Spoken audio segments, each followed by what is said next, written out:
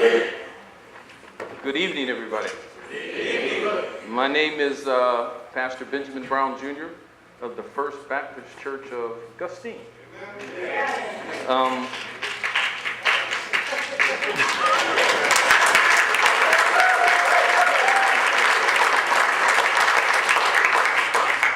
I really didn't bring enough money to pay all y'all for that. I wanted to give honor to God and to all these great speakers who have come before me, and the pastor of this incredible church who has become a really great friend of mine, and I really appreciate the time that I get to spend with him. I steal him from y'all as often as I can so we can spend time together. You know, Brother Tim Ripple, where you at, Tim? Very moved. If you give up, I'll break your legs. You'll still be taller than me. You'll still be taller than me, but I'll still break them anyway.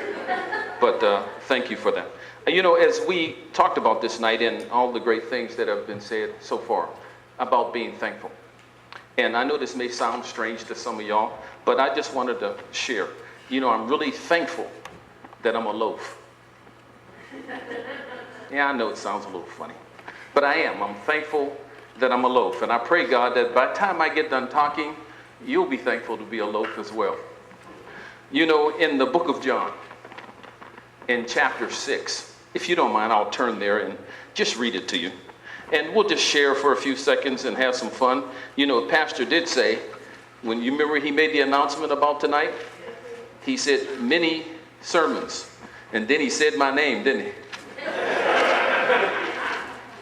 I have to honor the pastor tonight, but I figured if I went over time, exactly what could he do to me anyway? But I'm not going to try to test that. I'm going to go to John chapter 6, and I just want to read to you real quickly verses 10 and 11. Now, this has come the story that feeding the 5,000, and it's actually a misnomer because they actually fed 20,000 people that particular day, but there were 5,000 men. And it was an incredible event.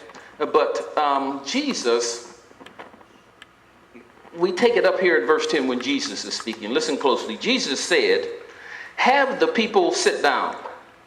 There was plenty of grass in that place, and the men sat down, about 5,000 of them. Jesus then took the loaves, gave thanks, and distributed to those who were seated as much as they wanted. He did the same with the fish. You know, I thought, I'm thankful to be a loaf, because in the hands of Jesus, he can take the ordinary and make it extraordinary. Amen. And I'm really thankful because sometimes I think we get confused. We would like to do this thing on our own. We would like to be smart enough, persevere enough, be strong enough. But guess what, folks? That loaf of bread was first in the hands of the little boy. And in his hands, it was only bread. And that bread was passed from that little boy into the hand of Jesus' disciple. And in Jesus' disciple, that loaf of bread was what? Just a loaf of bread.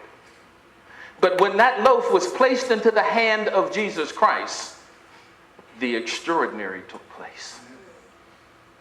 Why am I thankful just to be a loaf? Because on my own, I can do nothing.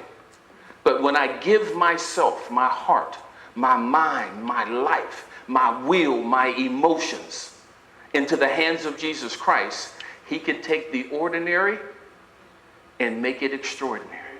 Amen. And I'm thankful tonight that we can multiply these loaves because the world needs some bread, doesn't it? The world needs some help right now. So just imagine tonight, at this thankful time that we're talking about, if you became a loaf. I know some of you will leave out of here and go tell your friends, that pastor told me to be a loaf. But you know what kind of loaf I'm talking about tonight.